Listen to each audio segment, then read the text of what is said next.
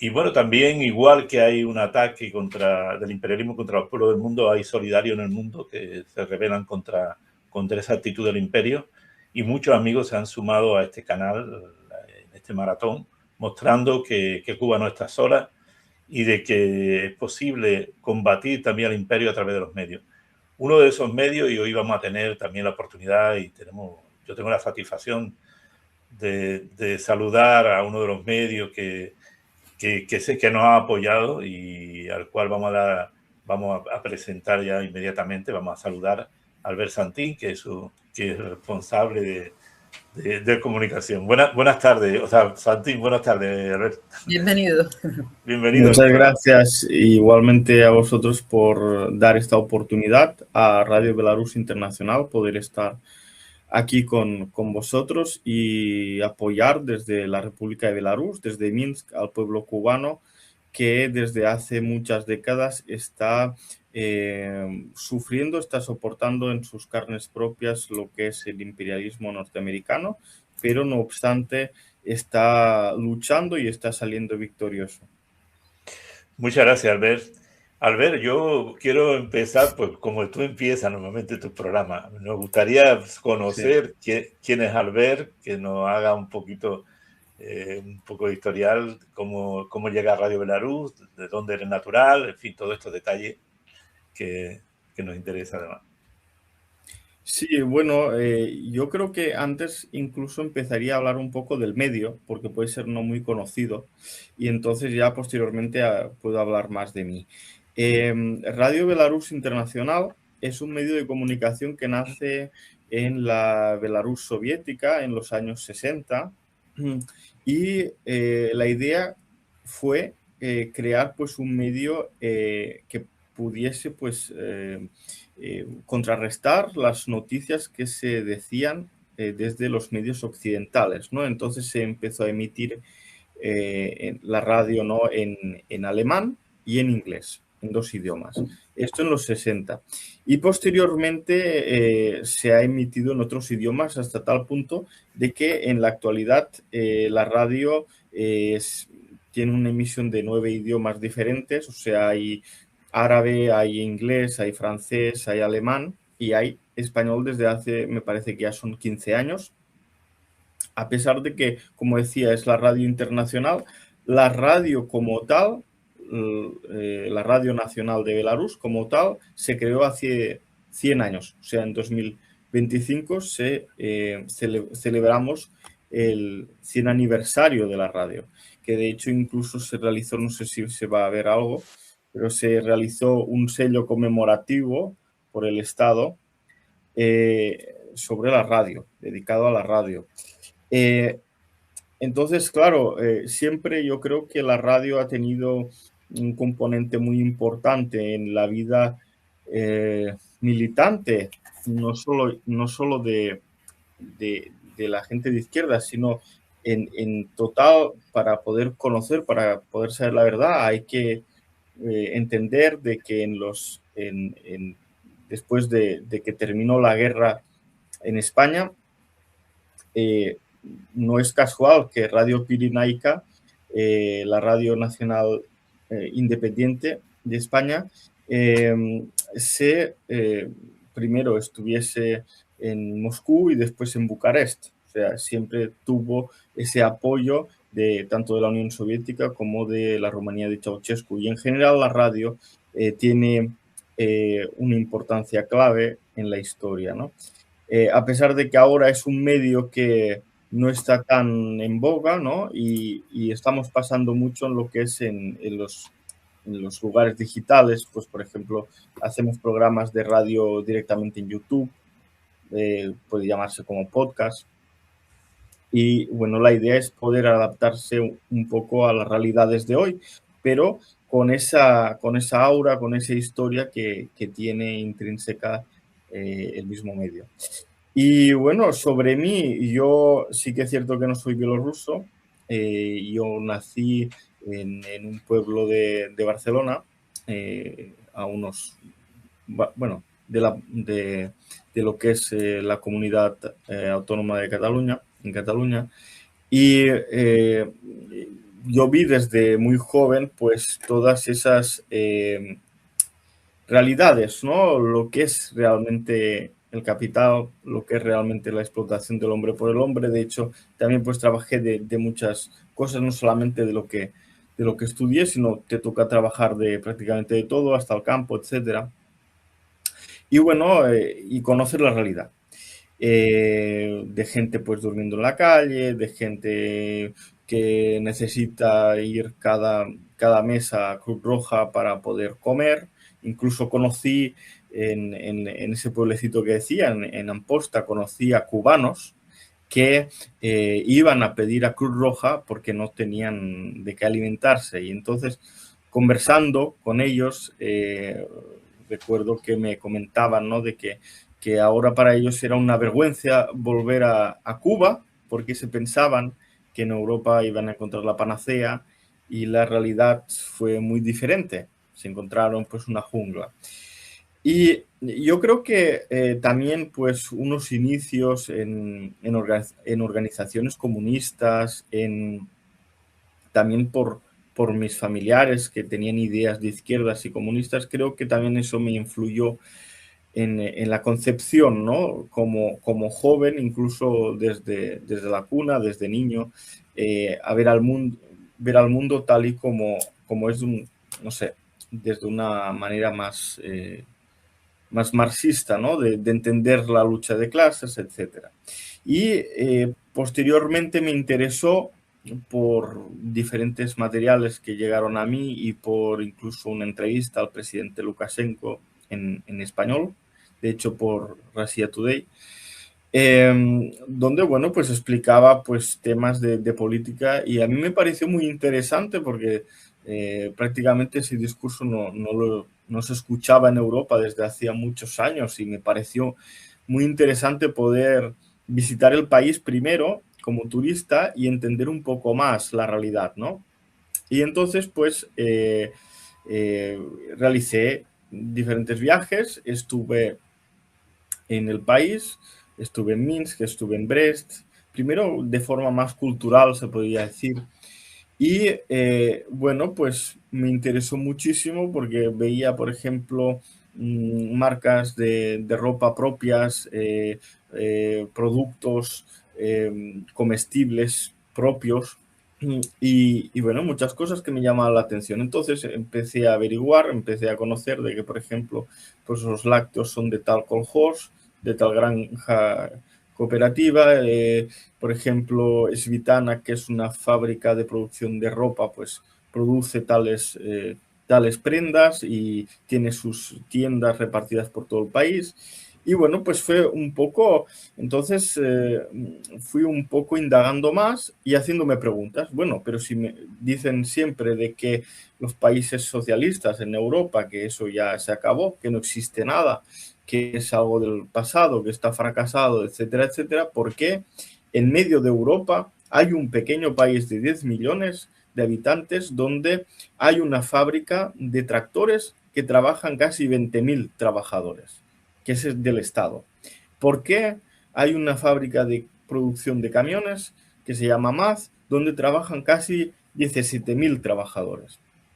Si eso no funciona, si el sistema en sí eh, está probado, ¿no? por la historia, que es algo caduco, ¿por qué sigue funcionando? Entonces, uno se hace cuestiones, se hace preguntas. Ya yo había leído bastante, sobre todo, pues, cómo era la realidad en los países socialistas, sobre todo en los años 80, etcétera, hasta que después, pues, los destruyeron, las contrarrevoluciones, etcétera, que es muy sabido por todos.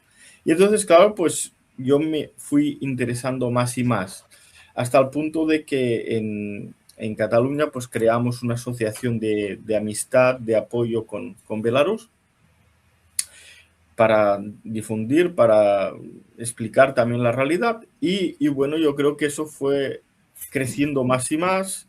De hecho, al final yo acabé casándome con una bielorrusa, que es mi compañera, y fíjate, al principio nos casamos en Minsk, pero fuimos una temporada, no llegó al año, estuvimos viviendo en el pueblecito, en Amposta. También visitamos diferentes lugares. Era la primera vez que Anastasia, mi compañera, pues estaba en España. Y claro, a ella también, para ella fue un shock, por eso lo explico, porque íbamos, por ejemplo, por la calle y veía gente que estaba pidiendo limosna, que estaba durmiendo en la calle entre cartones, y me hacía preguntas que, claro, a mí me eran preguntas desde...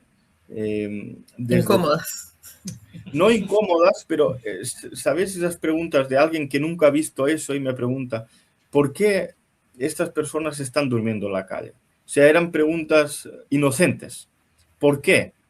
¿Por qué el Estado, por qué la policía, por ejemplo, no coge a esta persona y le entrega pues una vivienda o se encarga de que tenga un trabajo, etcétera, ¿no? Me hacía estas preguntas. Entonces, claro, yo le explicaba, no, aquí esto no funciona, aquí esto es una jungla, esto es el sálvese quien pueda.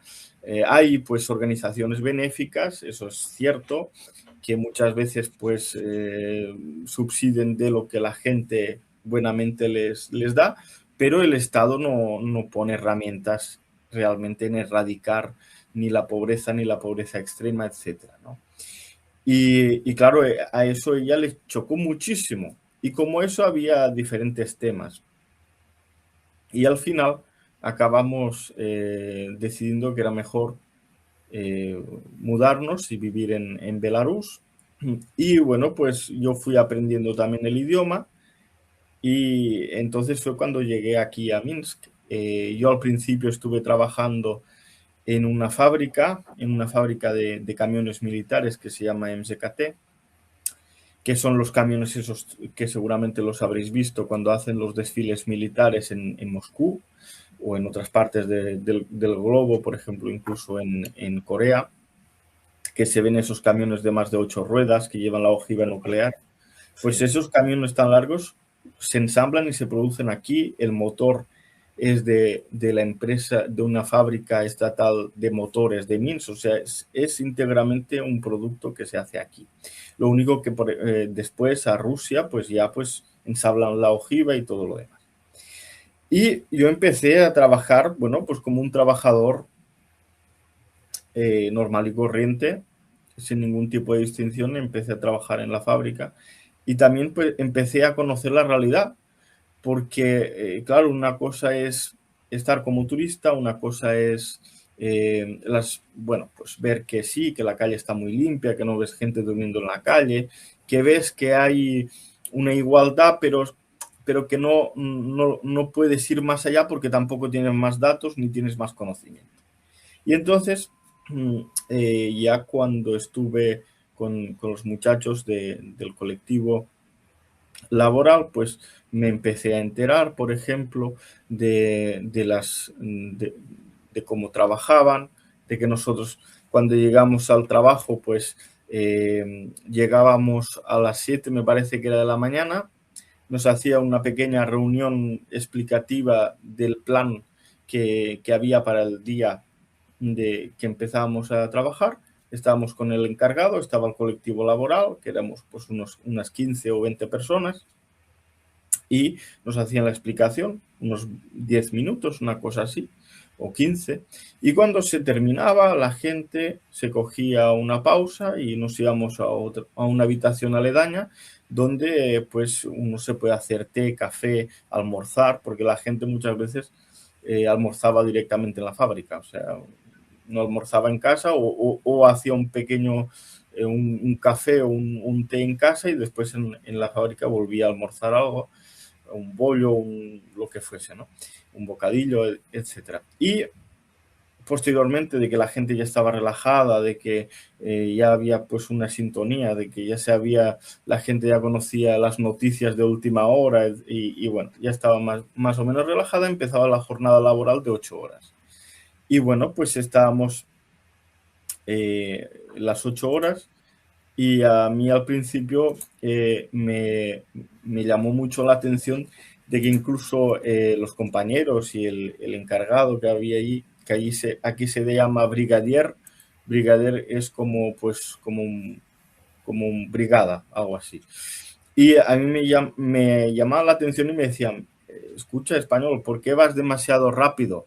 Si no ves que si vas demasiado rápido, nos vamos a quedar sin trabajo hoy, el plan que tenemos de trabajo, y vamos a estar con las manos cruzadas. Son pequeñas cuestiones que uno, cuando ha vivido y ha estado toda su vida en una jungla, que por ejemplo en el campo vas a destajo, que te sacan la piel a tiras, que tienes que hacer tantos... recuerdo que tenías que hacer 1 tonelada de fruta de mandarina, de naranja, etcétera, en España. Tenías que hacer la tonelada al día. Si no hacías la tonelada, pues al día siguiente te decían, no hace falta que vuelvas. Así. Entonces, claro, pasas de una realidad salvaje y entras...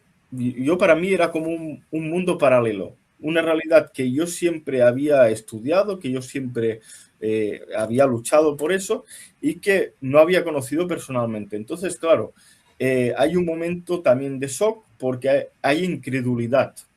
Uno al final se acostumbra a vivir de una determinada manera, de que hay esa realidad es incuestionable y entonces pues se piensa que es una verdad absoluta. Y eso pues la verdad es que no es así, es una mentira, es una patraña y se puede vivir de una manera muy diferente. Y yo empecé así, después también, por ejemplo, tengo anécdotas, pues, es que podía estar hasta mañana, no quiero tampoco quedarme aquí esta mañana porque ya tenemos hasta las 8 de la tarde, o sea que... tenéis más compañeros y demás. Pero, por ejemplo, recuerdo de que hoy, día 18 de abril, se realiza el Subotnik republicano. Pues bueno, pues cada sábado de primavera, cada sábado incluso no solamente de primavera, sino también de otras estaciones, se hace lo que es el Subotnik, que es el día de trabajo voluntario. Y yo recuerdo que, claro, la gente de la fábrica incluso te decía, bueno, pues cada brigada tiene su sector de la misma fábrica donde pues se dedica a limpiar hojas, a plantar árboles, a limpiar, a pintar, etcétera, ¿no? Y eso también pues hace que el colectivo no simple esté pues apretando tuercas o esté cerrando cajas o lo que sea, sino de que, bueno, pues hace más compañerismo, ¿no?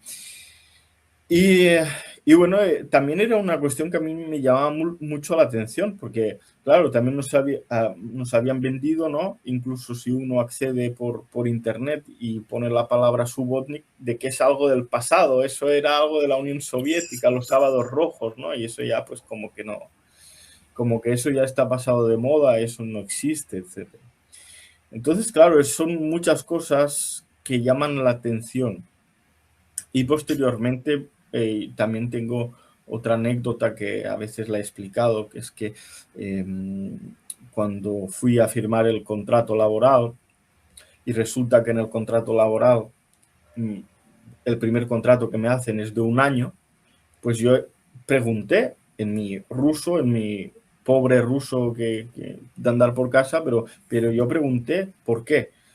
Y ellos se pensaban que yo me estaba como quejando, que me parecía poco. Y era al contrario, que me parecía que era demasiado, que había estado acostumbrado a que siempre, sobre todo incluso en los lugares que trabajé, en los distintos lugares, incluso cuando estaba como contable, etcétera, me hacían contratos de esos de basura, de 6 meses, de 3 meses, de 8, de 1 mes, de 15 días, etcétera, sustituciones y cosas de este estilo. Entonces, claro, ver un contrato de ese tipo, pues sobre todo para la gente que es occidental, se ha convertido en una lotería. Y eso también me llamó mucho la atención. Y después, bueno, pues como todo hijo de madre, pues también he tenido problemas de salud en algunos momentos, ¿no? Por ejemplo, tuve una alergia y claro, yo me fui primero llamamos al médico, que el médico aquí te viene en casa, no es necesario que tú vayas al hospital si, ya no hablo de lo que es emergencias, pero si necesitas que el médico te visita en casa. Y entonces me visitó y bueno, sí, yo pues tenía una alergia que debido a, bueno, a un producto químico o algo, pues tuve una alergia, ¿no? Y además la primavera y tuve una alergia. Y me dijeron, pues bueno, a usted lo vamos a hospitalizar. Y me hospitalizaron y estuve en el hospital y estuve, pues me parece que fueron 10 11 días. 10 11 días por una alergia y bueno, pues me pusieron pues las medicación, después el gotero, todo lo que es necesario, ¿no? Pero me vengo a referir a eso, que yo hablando con médicos que están trabajando en España, me decían, es que lo que tú nos estás contando, los síntomas que tenías de esa alergia, si hubiera sido en España, lo que te hubieran hecho es recetar un antihistamínico. Y te hubieran recetado eso, como mucho puede ser incluso alguna inyección y para casa, nada más. Y a mí desde el primer momento me dijeron, no, hay que asegurarse que esto es la alergia, que no hay algo más, que no hay complicaciones, me chequearon, me hicieron pruebas, que aquí para allá, y ya os digo, sí que es cierto que, por ejemplo, pues sobre todo en España, pues ahora es más popular, ¿no? De que sobre todo las habitaciones de hospital pues son de 2 plazas, ¿no? De una, etcétera. Así que es verdad que nosotros estábamos en una que éramos 4, pero, pero la gente estaba bien atendida y la comida también era una comida decente, etcétera. Quiero decir que ¿por qué cuento esto? ¿Por qué cuento estas pequeñas vivencias? Porque eso también te demuestra, eso también te muestra la realidad de un país, no solamente, como decía, pues datos concretos y demás. Y bueno, posteriormente ya me centré en mi trabajo periodístico, aprendí mejor ruso, estuve escribiendo artículos para el periódico Minskaya Pravda. De hecho, incluso mi compañera, por ejemplo, entrevistó a Leida Guevara y bueno, entrevistamos a bastante gente, por ejemplo, de los 5 héroes cubanos entrevistamos a René y bueno, pues de ahí ya yo fui también realizando diferentes artículos y demás, como decía, bueno, y de ahí ya me enteré de que existía la radio Belarus y mi intención era pues poder de alguna manera aportar mi granito de arena, porque claro, ellos tienen una visión pues más diferente de que sobre todo hay una prioridad por Polonia, por los países bálticos, los países que están más cercanos, ¿no? Los países vecinos, y por explicar las realidades a esos países, entonces se adaptan a esos idiomas, al idioma polaco, a los idiomas de los países bálticos. Y bueno, pues desde hace ya más de un año que empezamos con una sección de entrevistas, haciendo también pues diferentes pues, reportajes, por ejemplo, hay eventos que son interesantes en la vida del país. El año pasado, por ejemplo, estuvimos cubriendo la gran revolución socialista de octubre, el evento que se hace el día 7 de noviembre, ¿no? Por ese día. Y bueno, pues el meeting que se realiza en la Plaza Lenin, la ofrenda floral, entrevistas a las personas que estaban allá, a miembros del Partido Comunista, embajadores, entrevistamos también al embajador cubano, al de Venezuela, etc. Y bueno, pues también otros eventos como puede ser la Asamblea Popular de toda Belarus, que es donde se realizan los planes quinquenales, donde se votan donde los 1.200 delegados votan la política para los próximos 5 años del país. Pues allí también estuvimos hablando y mostrando sobre esto. También pues hemos hecho algún tipo de mini reportaje mostrando las tiendas, mostrando los surtidos de los productos, etcétera. Cosas que muchas veces en lo que es Occidente pues no es conocido, porque siempre se tiende a pensar que Belarus pues es como un país que está muy pobre, que es tercermundista o algo así. Porque claro, o sea, ¿por qué sacan esas conclusiones? Porque los sueldos aquí son bajos. Los sueldos aquí no son en euros, son en rublos bielorrusos. Entonces, si tú sacas la media del salario, por ejemplo, en España o en Alemania, comparado con el de Belarus, te va a salir que el de Belarus es bajísimo. Pero es que aquí los precios también son muy bajos. Es que aquí una persona prácticamente no paga nada de alquiler, no paga nada de servicios comunales como el gas, luz, agua, etcétera.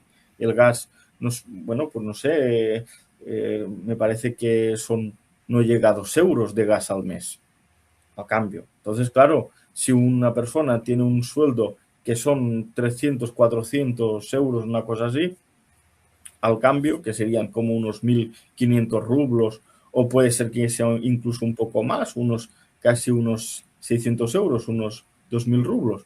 Pues claro, esa persona aquí vive y vive bien, incluso ahorra. Porque es, por ejemplo, en mi caso, desde que estaba en la fábrica teníamos un sueldo de unos 1.500 rublos y la gente vivía honestamente normal. Pues puedes comprar comida, puedes comprar a veces algún caprichito, puedes comprar ropa, etcétera. Lo que pasa, claro, supongo que lo que pasaba también con la Unión Soviética o lo que pasa con otros países, que productos, por ejemplo, un producto americano, un smartphone, un iPhone de estos de última generación, pues aquí es como si fueran, no sé, 2 o 3 salarios, y eso la gente no lo compra porque tienes análogos. De hecho, ahora en Belarus se está empezando a producir en masa su propio teléfono móvil, que hasta ahora solamente se producían sus propios ordenadores, ahora ya se va a producir su propio teléfono, porque Belarus mantuvo esa industria de producción de televisores, Horizon, que se llama Horizon, estatales, de producción de neveras y lavadoras, que se llama Atlant, de producción de todo lo que tiene que ver con la electrónica, que por ejemplo en Rusia eso se perdió todo, o sea, en Rusia lo dinamitaron todo, ahora tienen que comprar a Belarus porque con las sanciones no les queda otra, pero allá lo dinamitaron todo, igual que las motos, las legendarias motos Ural, que en Rusia no se producen, y por contra aquí se siguen produciendo las motos que se llaman motovela. Bueno, hay muchos ejemplos de ese tipo, no quiero aburrir, lo que simplemente quiero aportar o quiero decir que realmente Belarus sorprende muchísimo, sigue manteniendo un sistema que busca la igualdad, que busca ser un país independiente y soberano, que está en línea con otros países soberanos como es Cuba, como es Corea, como es China, como es Vietnam, como es Laos, y que sigue con todos ellos manteniendo muy buenas relaciones y cooperación de todo tipo. Y bueno, que este medio, que Radio Belarus, que también, pues, aunque no sea muy conocido, intentamos, pues, cada día hacerlo más conocido, que la gente sepa otra verdad que no es lo típico que se vende desde Occidente, ¿no? Que prácticamente esto es como no sé, un estado bananero, una dictadura personal, algo de este estilo, ¿no?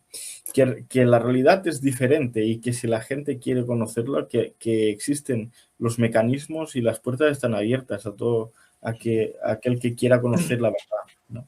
Así que bueno, Albert, por eso, no sé si me ha alargado. Bueno, yo quería preguntarte algo. Belarus es un país socialista, Cuba es un país socialista, pero ¿se conoce en Belarus normalmente la realidad que vive el pueblo cubano o es algo que no se conoce lo suficiente? Se conoce, lo que pasa es que yo creo que no se conoce lo suficiente. Eso es verdad. Eh, yo creo que a veces lo que se peca, ¿no? Es de que cada uno hace su trabajo, hace su... Es como, por ejemplo, el tema de que comentaba, ¿no? Con el caso de mi compañera o con el caso que he visto de la gente de aquí, de los bielorrusos. Los bielorrusos no saben que, o no conocen, que en Occidente la gente no tiene para comer, que en Occidente la gente tiene problemas con la vivienda, que en Occidente los trabajos, la mayoría son una basura, que te explotan. La mayoría de la gente no lo sabe. La mayoría de la gente piensa que en Occidente la gente vive como en Belarus o incluso mejor porque los sueldos allá son mayores. Hay un desconocimiento total. Y sobre Cuba, pues bueno, yo sé de que sobre todo por lo que toca a los medios estatales, los medios que son públicos, sí que se habla honestamente sobre Cuba, etcétera. Pero sí que es cierto de que aunque están prohibidos, porque son medios extremistas que incitan a realizar golpes de Estado, etcétera, etcétera, hay gente que consume pues medios que están financiados, por ejemplo, desde Polonia, desde los países bálticos, desde Bruselas, desde Francia. Y claro, pues ahí pues inventan todo tipo de basura, de manipulación, pero no solamente contra Belarus, contra Cuba, contra todo, ¿no? Entonces, esa es la realidad. La gente muchas veces tiene desconocimiento y a veces tiende a pensar de que sí, la gente apoya al gobierno, la gente apoya al Estado, pero la gente a veces tiende a pensar, decir, a ver, pues si el Estado me ha dicho esto, puede ser que sea cierto, pero también yo tengo mi autocrítica, puede ser que aquí haya esto, haya lo otro, ¿no? Entonces, claro, cuando alguien de fuera explica las realidades que vive, incluso tiene mayor efecto que si eso lo dice un bielorruso, ¿no? Pero sí, o sea, información existe, lo que se peca de que podría existir mucha más en ese sentido. Bueno, Albert, pues nos queda agradecerte tu presencia aquí y siempre eres bienvenido siempre que quieras a nuestro canal. Además, te traeremos más veces, además, porque es muy interesante todo lo que nos comenta. Hablar de un país socialista aquí en Europa y además el contraste que existe con los países capitalistas, tú que lo has vivido, tú que sabes Sí, cómo se vive en un país capitalista y esto, a veces cuesta trabajo que incluso los países socialistas comprendan, le parece algo fantasioso, ¿no? Las realidades duras que se viven en la parte occidental, que hay mucha gente en la calle, sí, como tú bien has dicho, que hay gente que la sanidad tampoco la cubre, que muchos sitios están privatizados, en los mismos Estados Unidos, la primera potencia. La gente debe tener dinero, si no, no puede pagarse un médico o una atención médica. sí, sí. Es decir, O si no, por ejemplo, directamente ahora recuerdo de que una vez cuando estábamos en España, a mi compañera tenía pues un dolor de espalda y fuimos al médico porque no le bajaba y tenía inflamación, etcétera.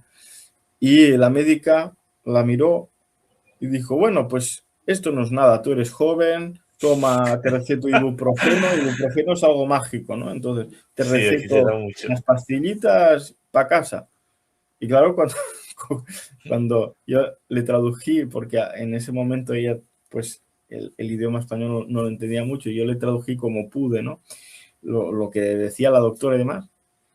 Y ella se quedaba mirando porque, claro, ella no se lo pensaba, pues bueno, pues iremos y dirán de hacer algún tipo de análisis o pruebas, etcétera, para descartar. Y Sí, claro, cuando le dijo esto y para casa, porque había una cola de gente esperando en la consulta interminable, sí. pues ella me dice, pero ¿cómo podéis vivir tranquilos sabiendo que hay este tipo de atención médica? Digo, es que en mi vida, en mi vida he visto algo así. Y ella, no. Yo entonces le decía también, es que hay que valorar lo que hay allá. Porque ella valoraba, ella no es que tuviera una posición de no valorar, pero ella pues tenía también pues pensaba que bueno, que si tanto se había vendido la moto de que allá era mejor, pues en algo tendría que ser mejor, ¿no? Entonces, claro, cuando vio la realidad es como que un choque de realidad, ¿no?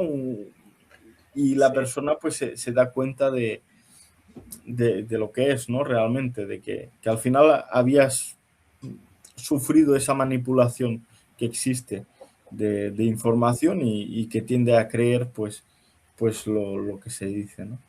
Pero es así un poco. Pues nada, pues ha sido un placer estar aquí con vosotros, la verdad. Igualmente, Albert. Para nosotros también, Albert. Estaremos en contacto, ¿eh?